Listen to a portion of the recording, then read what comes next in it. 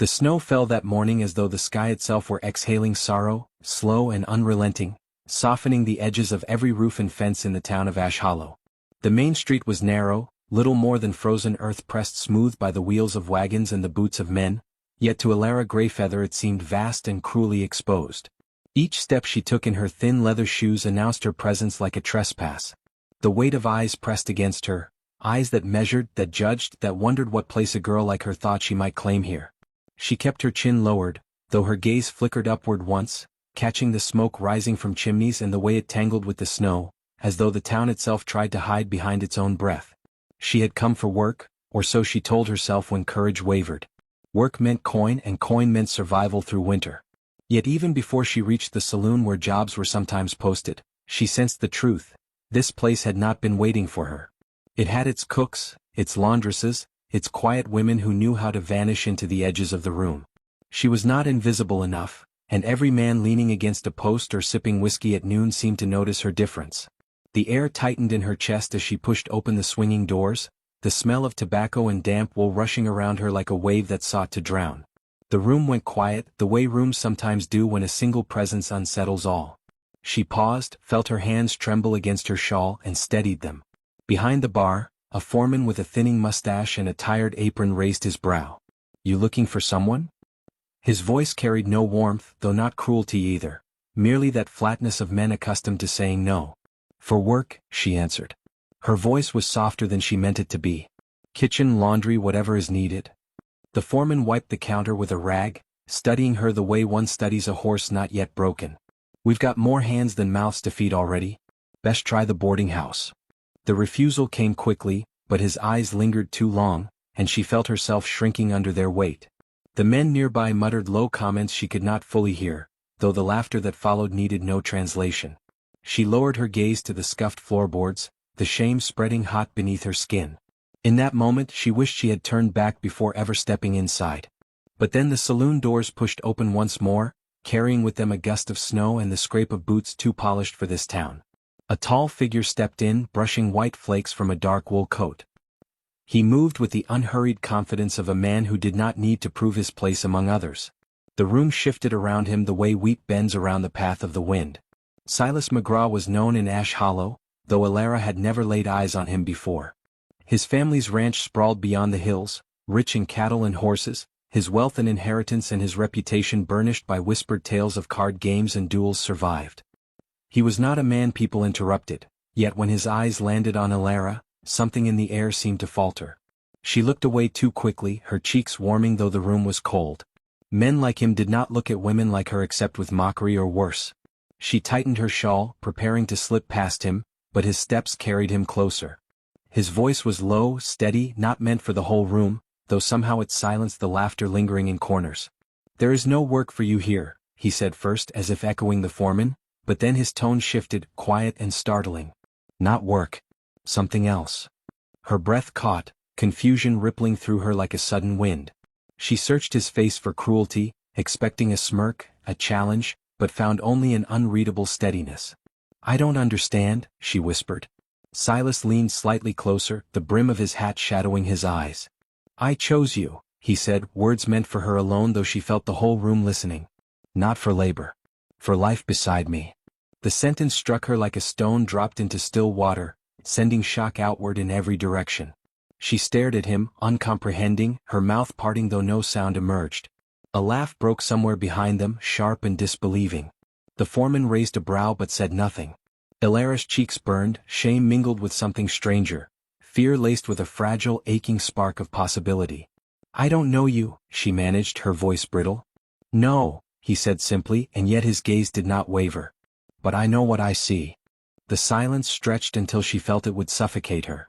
She turned, intending to leave, to flee the humiliation, yet her feet betrayed her with their slowness. His words lingered like smoke, impossible to brush away.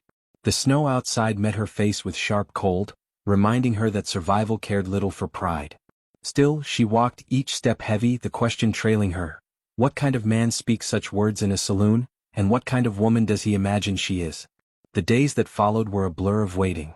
The boarding house offered her a corner bed in exchange for chores, and she worked with quiet determination, though the whispers never ceased. Some said Silas McGraw had lost a wager and sought to pay it with her hand. Others muttered she must have bewitched him, that no other reason could explain his strange offer.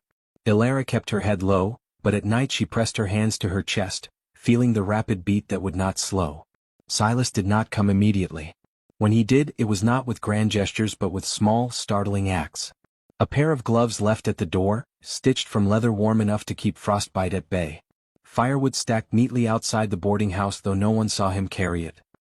He did not demand her attention. He lingered at the edges, a presence both unsettling and strangely protective. She wondered why he waited. Men of wealth did not ask, they took. Yet each time their paths crossed, at the well, on the street, his eyes held patience rather than pressure. She told herself it was a game though she could not decipher its rules. The snow deepened, storms rolling across the plains with a ferocity that forced even the bold indoors. One night, the wind screamed so fiercely that shutters rattled loose and the boarding house fire dwindled low. She was sent to the nearby cabin where Silas often stayed, carrying a kettle of stew to keep the hearth warm. When she entered, he was there, brushing snow from his shoulders, his coat heavy with frost. Neither spoke at first. The fire popped in the silence as she set the kettle down. He removed his gloves, his hands raw from the cold, and slid the bowl toward her before taking his own. The gesture was small, yet it startled her more than any declaration.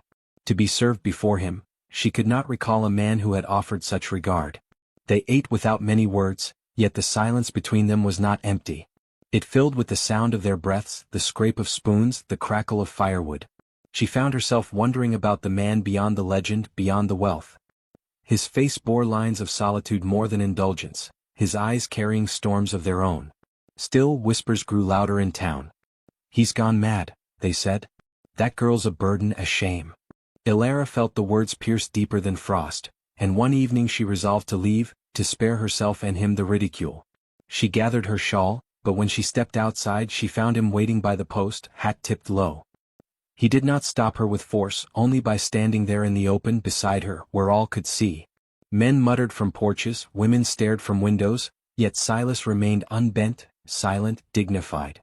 That quiet defiance did something words could not. For the first time she felt the weight of judgment shift, perhaps not vanish but loosen its grip. She walked beside him then, not as a possession, not as a claim, but as if choosing, step by step, to test what belonging might feel like. The blizzard worsened in the days that followed, locking them together in that cabin where time slowed and each hour stretched long. They mended torn fabric, stirred soup, tended fire. In those simple acts, conversation grew, not rushed but unfolding like snowflakes landing one by one. He spoke of the ranch, of his father's harsh lessons, of nights gambling when he should have been sleeping. She told him of rivers from her childhood, of songs her mother hummed when the world seemed unbearable. Each word was a thread, and though fragile, they began to weave something neither named. One night, when the wind howled so fiercely the walls trembled, he spoke again, his voice hushed yet firm.